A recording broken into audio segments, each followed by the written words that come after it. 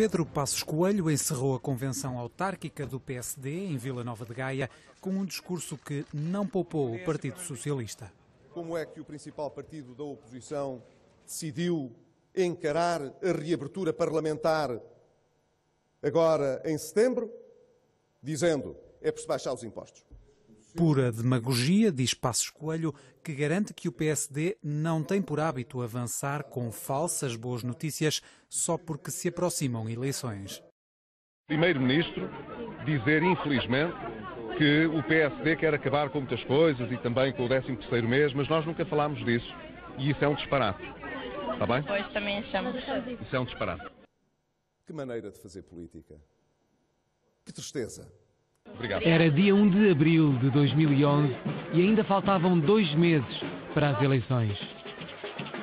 3 meses depois, a 30 de junho, o líder da oposição foi eleito primeiro-ministro e, sem aquecer o lugar, anuncia o primeiro corte.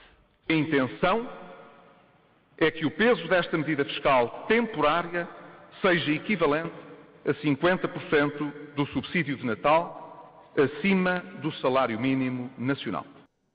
Que maneira de fazer política. Que tristeza.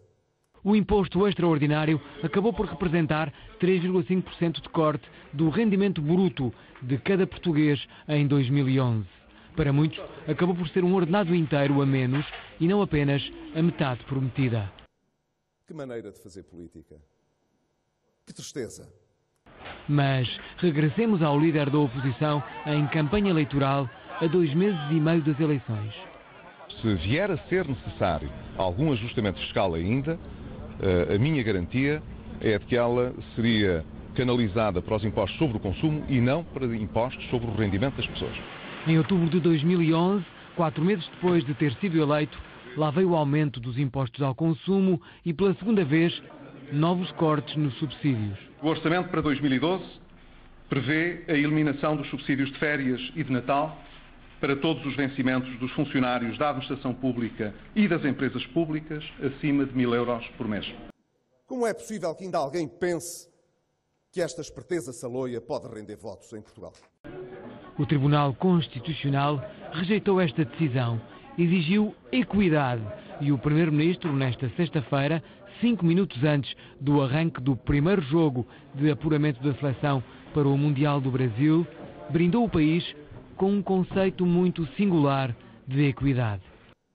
Que maneira de fazer política. Que tristeza. Portugueses, boa noite. Anúncio a seco e sem pedido de desculpas associado. Em outubro de 2011, na revelação do segundo pacote de austeridade e com apenas 4 meses de trabalho, Passos também não pedira desculpas, mas fora mais suave no contexto. Quando fui eleito Primeiro-Ministro, nunca pensei que tivesse de anunciar ao país medidas tão severas e tão difíceis de aceitar. Como é possível que ainda alguém pense que esta esperteza saloia pode render votos em Portugal? Dirá o Primeiro-Ministro que as desculpas não se pedem, evitam-se. Ainda assim, o líder da oposição não hesitou em pedi-las quando assinou por baixo do terceiro pacote de austeridade que José Sócrates apresentara em 5 anos de governo. E quero começar por pedir desculpa, não porque me sinta pessoalmente responsável pela situação que se vive no país e que motivou a adoção destas medidas, mas porque elas representam, temos noção disso, em primeiro lugar, um conjunto de medidas duras. Que maneira de fazer política. Que tristeza. O Primeiro-Ministro pode sempre dizer que evoluiu no discurso, mas quando se corre o risco de se poder ser Primeiro-Ministro, será aconselhável assumir posições tão definitivas como a que o líder da oposição apresentou a uma semana da eleição? Acho intolerável que as pessoas que estão no governo percam a noção daquilo que dizem. Que maneira de fazer política. Que tristeza. Acho intolerável que as pessoas que estão no governo percam a noção daquilo que dizem. Como é possível que ainda alguém pense que esta esperteza saloia pode render votos em Portugal?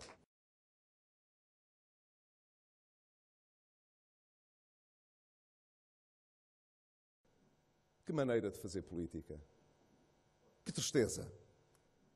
Que maneira de fazer política. Que tristeza.